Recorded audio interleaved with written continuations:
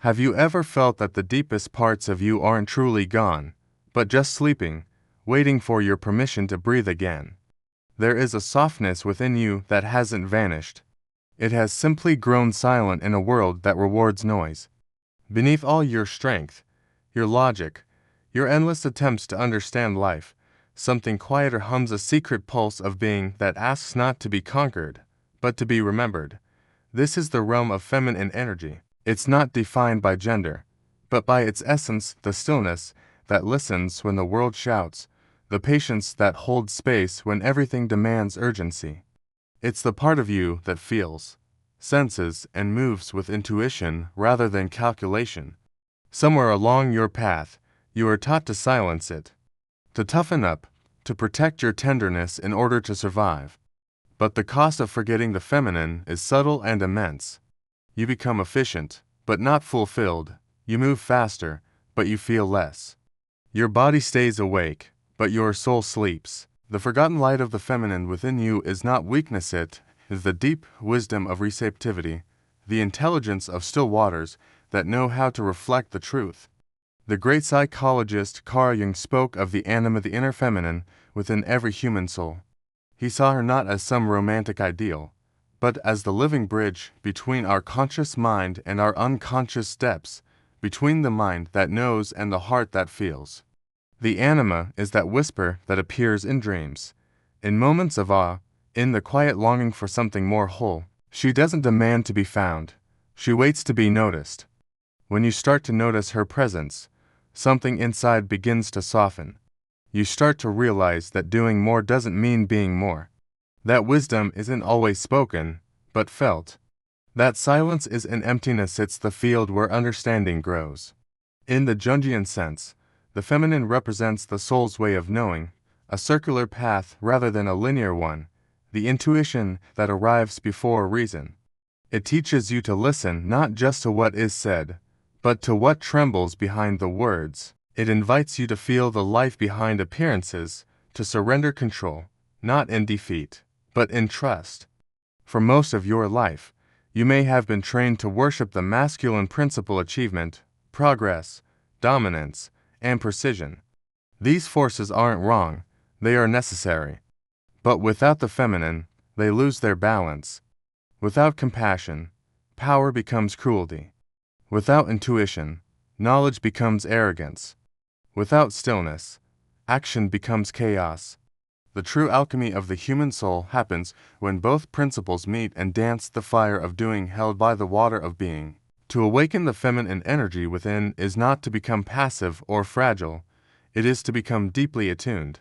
It is to live in harmony with the invisible emotions, the rhythms, the subtle shifts of the heart. It is to realize that gentleness can be more powerful than aggression, and that empathy can open doors that force cannot. Think of the moon. She exerts her influence quietly, without shouting, yet she pulls entire oceans toward her. Her power lies not in control, but in gravity, a silent invitation to move in rhythm with her light. The feminine within you works the same way. It doesn't push, it draws. It doesn't demand, it radiates. But to reclaim this power, you must first face what caused you to bury it. Somewhere, the world taught you that your emotions are liabilities, that your intuition is unreliable, that your sensitivity is weakness. You learn to armor yourself with intellect, achievement, and detachment. But all that armor has a cost. It keeps love out just as effectively as it keeps pain out. When you begin to trust the voice within, the quiet knowing that needs no proof, you start to reawaken this energy. You begin to move from forcing to flowing, from grasping to allowing, from fearing to understanding. This awakening is sudden. It happens slowly, like the dawn. At first, it can feel like a loss of control, of certainty, of the familiar walls you built for protection. But gradually, it becomes liberation. You realize that control was never peace, and that surrender is not defeat, it's your participation in life's deeper rhythm.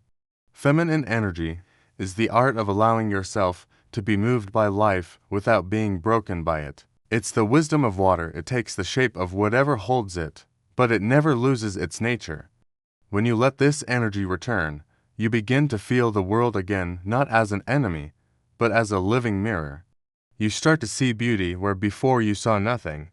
You begin to listen to silence and realize it is speaking to you.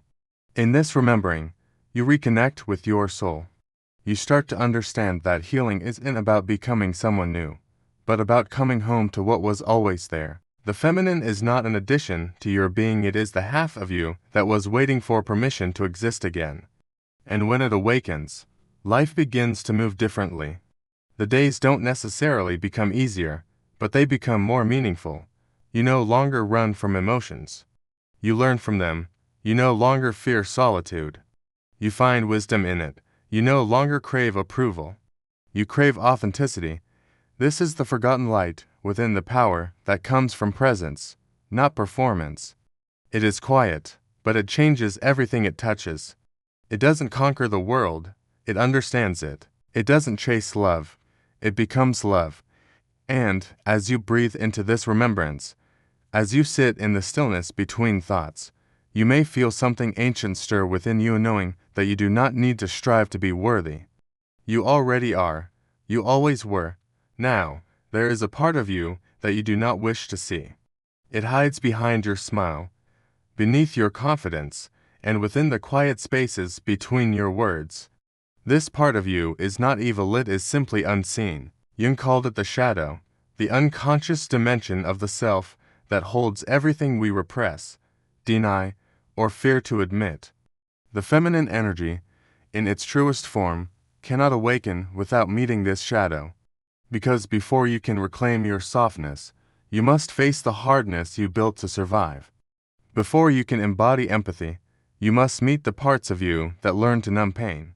And before you can truly love, you must meet the self you once abandoned.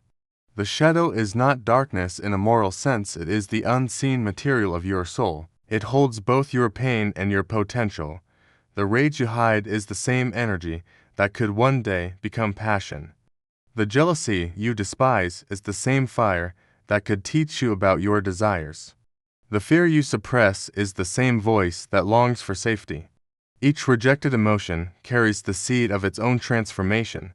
In this way, shadow work is not a punishment, it is integration. It is the feminine act of welcoming everything home. You don't fight your shadow, you listen to it.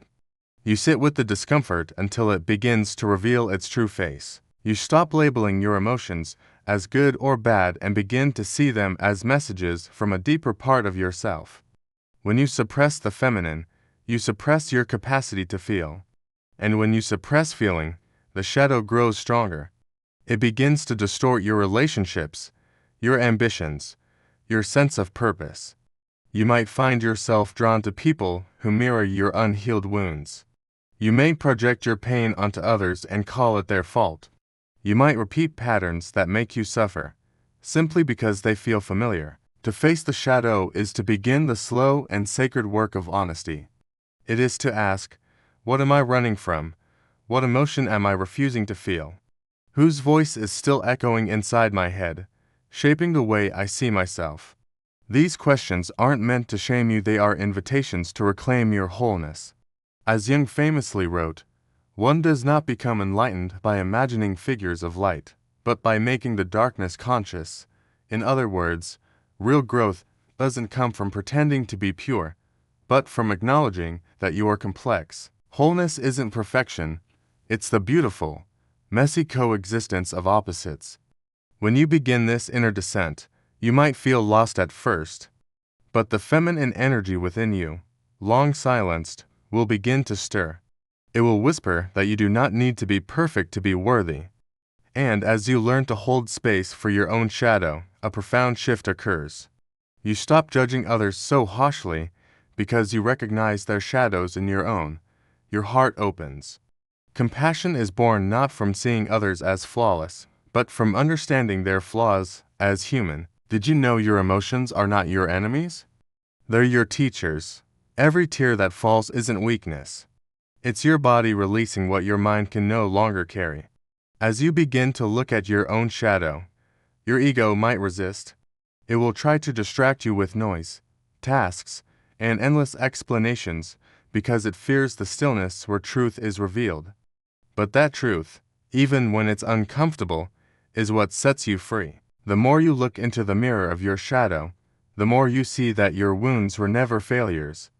They were openings for light to enter. Every emotion you've pushed away is just waiting for you to come back to it. The anger you fear has lessons about your boundaries. The sadness you hide holds wisdom about love. The envy you deny points to what your soul truly desires.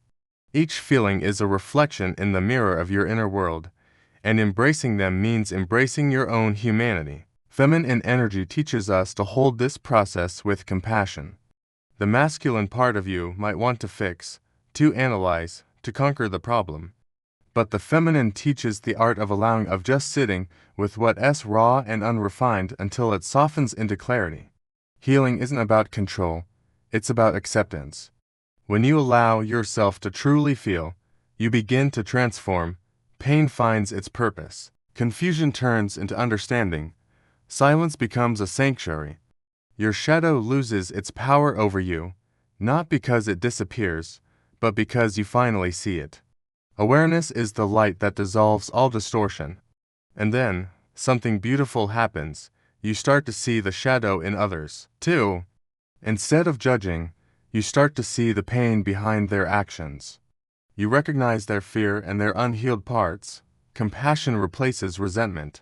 This is the deeper awakening of empathy, the realization that we are all wrestling with unseen battles. But empathy doesn't mean you have to allow harm. The awakened feminine energy isn't naive. She loves deeply, but she also protects wisely. She understands that boundaries aren't walls. They are sacred circles where love and respect can exist without chaos. She doesn't rescue others at her own expense. She holds space for their growth but refuses to drown in their storm. This balance between compassion and self-respect is what shadow work cultivates. It teaches you that strength and softness are not opposites, they're two notes in the same song. You can say no and still be kind. You can walk away and still love. You can forgive and still protect your peace. As you deepen this understanding, you realize your shadow was never the enemy. It was your teacher.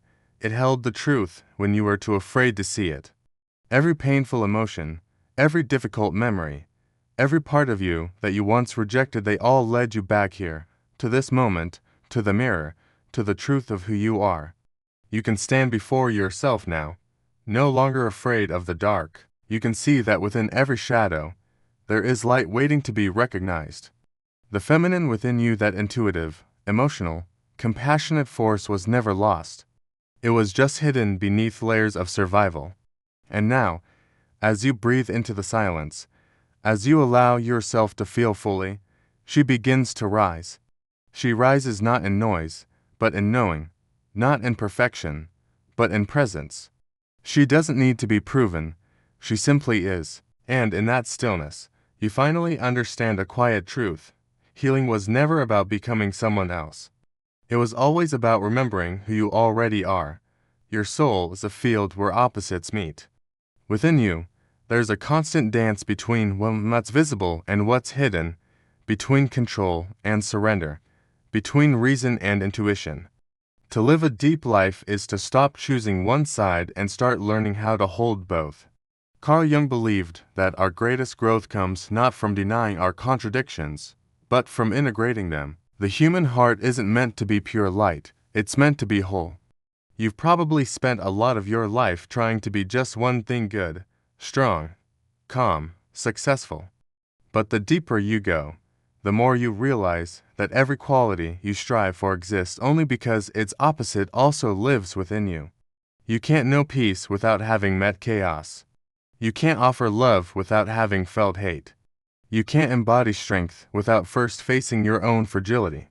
This is the paradox of our existence, the dance between light and darkness. The feminine energy within you instinctively understands this rhythm. She doesn't demand perfection. She seeks harmony. She knows that just as the moon needs shadow to reveal its shape, you must honor your darker emotions to shine authentically. When you try to erase your darkness, you also dim your light. The fear you bury becomes tension in your body. The anger you repress becomes distance in your relationships. The grief you avoid becomes numbness in your heart. Healing begins when you stop trying to separate what hurts from what heals and allow them to coexist. A river doesn't fight its current, it flows because it accepts both the still pools and the rapids. There is a quiet courage in embracing contradiction. It means saying to yourself, I can be gentle and fierce. I can be wise and still learning. I can be healing and still hurting. I can love and still carry scars. This acceptance is the true essence of feminine strength. It's not the denial of pain, but the graceful inclusion of it. The world often teaches you to chase certainty, to label everything as right or wrong, strong or weak. But the deeper truths live in the space between absolutes. Jung called this the transcendent function, the moment when opposites are held long enough for a new awareness to be born. It's through this tension that we transform. Think about the times you were torn between letting go and holding on, between speaking your truth and keeping the peace. Those moments weren't punishments, they were invitations to grow. The discomfort you felt wasn't chaos, it was alchemy. The soul evolves through friction. When you allow both light and darkness to exist within you, compassion expands. You begin to understand that even your mistakes were a form of searching. You forgive yourself for being human. Your emotions are no longer enemies to be managed, but guides pointing you toward greater awareness. Every cycle in nature mirrors this truth. Day turns to night. Tides rise and fall. Seasons die and are reborn. There is no permanence, only rhythm. And you, too, are made of this rhythm, breath and stillness, giving and receiving.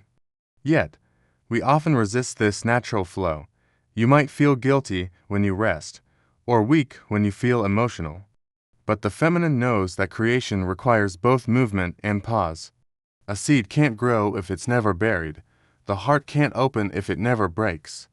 To dance between light and darkness is to let go of the need to always understand. There will be times when clarity fades and confusion reigns. In those moments, trust that your soul is rearranging itself. The feminine energy thrives in uncertainty. She is most alive in mystery. Not all truths are meant to be solved, some are meant to be lived. Balance isn't a perfect, static state, it's a constant, fluid movement. Some days, you will stand in the light, radiant and clear. Other days, you will sink into shadow, uncertain and raw. Both are sacred, both are you. When you start to live from this place, your relationship with yourself changes. You stop chasing happiness as a permanent state and stop fearing sadness a step backward. You see emotions as seasons, each with its own purpose. You'll also realize that your relationships are mirrors of this same dance. Where two people meet, their shadows meet as well. Love is not the absence of conflict, it is the willingness to grow through it.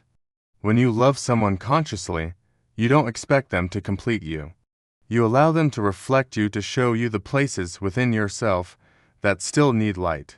This, too, is shadow work, not running from discomfort, but seeing it as part of the beautiful, intricate dance of connection. Have you ever felt like you're constantly fighting? Fighting against time, against your own feelings, against the current of life itself. There comes a moment when you realize that true strength isn't about pushing back anymore. It's about learning to listen. It's about understanding that real power isn't always in doing, but in allowing. This is the beginning of a profound journey, the awakening of your inner feminine. This isn't an act of rebellion, it's a return to your most authentic self. It's about remembering how to truly feel again, how to move through life with presence instead of a constant sense of urgency. For so long, we've been taught that softness is weakness, that we must always be strong. But we're unlearning that now. We're rediscovering that gentleness can be the most powerful force of all. The feminine energy within you doesn't rush. It trusts that everything unfolds in its own divine timing. Think about it. How long have you lived like life is a race? A non-stop series of goals, achievements, and checklists to prove your worth. You were praised for what you produced, not for who you were. You were told to stay busy, stay focused, stay strong. But strength without softness just becomes tension. Progress without any pause leads to emptiness. In the exhausting effort to be everything for everyone, you forgot how to simply be. The feminine is that part of you that can rest without guilt. She knows her value, it measured in hours worked or accolades earned. Her worth is inherent, just by existing. She finds meaning not in controlling every outcome, but in connection in the way the air feels just before it rains, in the warmth you see in a friend's eyes, in the quiet that settles after a deep, honest conversation. Awakening her means you start living from your heart, not just your head. This shift often begins with a feeling of discomfort. Maybe the structures you built around control start to feel shaky. A quiet, inner voice begins to whisper. You might find yourself drawn to solitude, to silence, to nature. The constant hustle and bustle of the world might not resonate with you anymore. You start craving depth instead of distraction, presence instead of perfection. This isn't a step backward, it's a recalibration. Your inner feminine is rising, asking you to move through life in a different way. She's asking you to slow down, not because life is passing you by, but because you are missing it. She wants you to actually taste your food, to feel your breath, to listen to the quiet rhythm of your own heart. She wants you to see that miracles aren't rare events, they happen all the time, hidden in the ordinary moments we rush past every single day. The feminine awakens when your awareness comes back to the present moment. The psychologist Carl Jung spoke of individuation, the journey of becoming whole. Awakening the feminine is a vital part of this path. It means integrating your feelings with your thoughts, your intuition with your logic, and your ability to receive with your drive to act. It's about listening to your body's wisdom as much as your mind's reasoning. This isn't about rejecting the masculine energy within you. It's about bringing both into a beautiful, harmonious balance. The healthy masculine acts with purpose, the awakened feminine feels with presence. When they work together, you get action guided by wisdom, and determination softened by compassion. When you live through only one, you live in imbalance. When they merge, you begin to live in your truth. To awaken your inner feminine is also to finally face your own vulnerability. To open your heart again after years of guarding it. It's admitting that the need for control was really just a mask for fear, that beneath the pressure to be invincible, there's a deep longing to be held, to be truly seen, and to be loved without having to perform. The feminine within you doesn't fear vulnerability, she sees it as sacred. She knows that real intimacy can only begin where our defenses end. Over time, you begin to sense the quiet wisdom in your own contradictions. You stop seeing your darker moments as failures and start seeing them as the fertile soil where light can finally take root. The feminine becomes your guide through these inner landscapes. She teaches you to breathe through uncertainty, to listen without judgment, and to simply rest in the mystery of your own becoming. There comes a moment, usually in stillness, when you realize your pain and your peace aren't separate. They come from the very same source. You can't amputate one without losing the other. The light you carry is so much more radiant because of the shadows that shaped it. Your compassion is deeper because of the heartbreaks that softened you. Your wisdom is richer because of the mistakes that humbled you. This is the sacred dance, the eternal motion between light and dark, holding on and letting go, knowing and surrendering. To live this dance fully is to finally understand that wholeness was never about erasing what hurts. It's about loving what is. When you can stand in that truth, when you can look at your own reflection and say, I am both the storm and the calm, that's when you've begun to embody the feminine in its most divine form.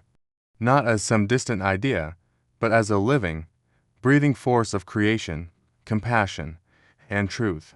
There comes a silence after the storm, a moment when the noise of striving finally fades, and all that remains is your presence. You just sit there not as someone trying to become something else, but simply as someone who is. You no longer chase after meaning, because you have started to embody it. This is the sacred stillness of wholeness. It's not about perfection or the absence of struggle. It's the radical acceptance of every single piece of yourself, the fierce and the fragile, the calm and the chaotic. It's standing before your own reflection and finally saying, I am enough, even as I continue to grow. This realization doesn't arrive with force. It comes gently, like water slowly smoothing the edges of a stone. Did you ever feel like life was a battle you had to win? A mountain you had to conquer? I used to think that way too. But what if I told you life was never asking you to conquer it? It was simply asking you to listen. All the pain you've resisted, all the moments you've tried to run from, they weren't punishments, they were invitations, calling you back to yourself. The moment you stopped running, you realized the answers you were desperately searching for weren't hidden in some far-off place. They were waiting for you, right here, in your own stillness. It's in this quiet space that a beautiful dance begins. The feminine energy within you, the part that feels and intuits, starts to whisper its truths. And the masculine energy, the part that acts and protects, finally learns to listen with patience. They start to merge. The masculine, once burdened by the constant need to do finds peace in simply being asterisk. The feminine, once silenced by fear, finds her voice and the courage to use it. This is what the psychologist Carl Jung called the Jungian, the sacred union of opposites within your own soul. It's not some mystical, out-of-reach concept. It happens in the small, everyday moments, every time you choose compassion over judgment, every time you pause and take a breath before you react. You are weaving these two parts of yourself together into a stronger whole. As this happens, you start to see life differently. Ordinary things suddenly feel profound. The way sunlight streams through a window, the simple rhythm of your own breath, the warmth of your hands, it all starts to feel holy. You realize the spiritual, inseparate from the physical, it lives right inside it. This is the secret the awakened feminine knows. Divinity, isn't found by escaping the world, but by entering it fully, consciously, and with a tender heart. This journey to wholeness is also about learning to trust again. Not just others, but most importantly, yourself. For years, you might have silenced your intuition, doubted your gut feelings, and betrayed what you knew to be true just to fit in. But as you integrate your inner self, you start to hear those subtle signals again. You realize your intuition was never irrational. It was just quieter than all the noise of fear and expectation. You learn to follow it like a compass, guiding you deeper into life, not away from it. And you'll notice your relationships start to shift. You're no longer drawn to chaos that's disguised as passion, or to the need for validation that's disguised as love. You start seeking peace instead of drama, real connection instead of control. You even become comfortable with being alone, not as loneliness, but as a sacred space to recharge and reconnect with yourself. In your own company, you finally feel whole. And this self-intimacy radiates outward, transforming every interaction you have. People feel it, the calm in your voice, the clarity in your eyes, the quiet confidence that doesn't need to prove anything to anyone. This inner transformation isn't loud or dramatic. It moves slowly, like the dawn gently touching the edges of a dark horizon. You might not even notice it's happening, until one day you realize your reactions have softened, your fears have loosened their grip, and your heart has grown spacious enough to hold both joy and sorrow without breaking. This is what it means to awaken, to live from a center that cannot be shaken by the storms around it. Stillness becomes your sanctuary, and it's not the stillness of stagnation. It's the stillness of pure presence. You no longer need constant distraction to feel alive. You begin to relish the quiet moments, the pause between breaths, the space between words, the silence after laughter fades. In these moments, you meet yourself as you truly are, whole, radiant, and beautifully human. Carl Jung believed that becoming who you truly are a process he called individuation takes courage. It asks you to face your shadow, embrace your pain, and reclaim the parts of yourself you left behind. But he also believed that on the other side of this work lies a profound peace. A peace that comes not from being perfect, but from being integrated. You stop trying to be only light and you start to honor the darkness that gave you your depth. You see that your wounds didn't break you. They carved out space for wisdom to grow. The sacred stillness teaches you that you were never broken, only unfolding. Every heartbreak, every failure, every moment of confusion was guiding you home. The universe wasn't punishing you, it was preparing you. The storms were just clearing the sky so you could finally see your own dawn. Wholeness feels like forgiveness, forgiving others, but most of all, forgiving yourself, forgiving the version of you who didn't know better, who chased love in all the wrong places, who silenced their truth because they were afraid. You stop fighting the past and start learning from it. Each memory, once heavy with regret, becomes a teacher. Each scar becomes a beautiful symbol of the life you've lived and the wisdom you've earned. And then, something powerful shifts. You stop seeking validation from the outside world. You no longer need everyone to understand you, because you finally, deeply, understand yourself. You can stand in a room full of noise and still feel centered. You can love deeply without losing yourself. You can let go without feeling bitter. This is the freedom that comes with wholeness. In this sacred state, your feminine energy becomes luminous. It doesn't need to prove anything, it simply is. It moves through the world like water, soft, yet unstoppable. You realize that true power doesn't dominate. It harmonizes. True beauty doesn't perform. It radiates from within. And true love doesn't bind, it liberates. You come to see that the whole purpose of your striving, your searching, and your healing was not to become someone new. It was to remember who you have always been, beneath all the layers of conditioning and fear. The journey was never about fixing yourself. It was always about returning to your natural, complete state. And now, as you sit in this awareness, there is nothing left to prove. You are not defined by your past or limited by your pain. You are a living paradox, both strength and softness, light and dark, human and divine. You no longer resist this duality. You dance with it. You no longer chase the future. You inhabit the present. This is the essence of sacred stillness, to be at peace with your own becoming. In the end, all spiritual journeys lead here to the simple, profound truth that you are already whole. When you finally understand this, when you feel that stillness settle deep into your bones, you realize you no longer need the world to see you, because you finally, truly, see yourself. Thank you for listening. If this resonated with you, please like, share, and subscribe for more journeys into the heart.